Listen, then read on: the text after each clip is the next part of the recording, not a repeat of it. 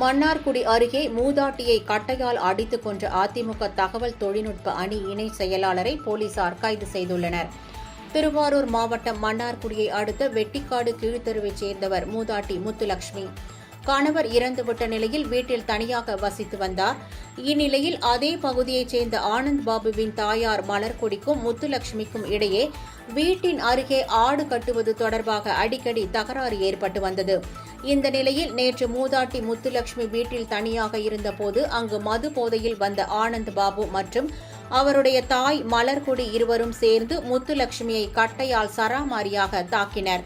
இதில் பலத்த காயமடைந்த முத்துலட்சுமியை அருகில் இருந்தவர்கள் மீட்டு மன்னார்குடி அரசு மருத்துவமனையில் சிகிச்சைக்காக அனுமதித்தனர். இந்த நிலையில் முத்துலட்சுமி சிகிச்சை பலனின்றி நேற்று இரவு உயிரிழந்தார். இதுகுறித்து மன்னார்குடி காவல்துறையினர் ஆனந்த் பாபு மற்றும் அவருடைய தாய் மலர்கொடி ஆகிய இருவர் மீதும் வழக்கு பதிவு செய்து ஆனந்த் பாபுவை கைது செய்தனர். மேலும் தலைமறைவாக உள்ள ஆனந்த் பாபுவின் தாய் மலர்கொடியை தேடி வருகின்றனர். ஆனந்த் பாபு அதிமுக திருவாரூர் மாவட்ட தகவல் தொழில்நுட்ப அணி இணை செயலாளராக பதவி வகித்து வருகிறார் என்பது குறிப்பிடத்தக்கது.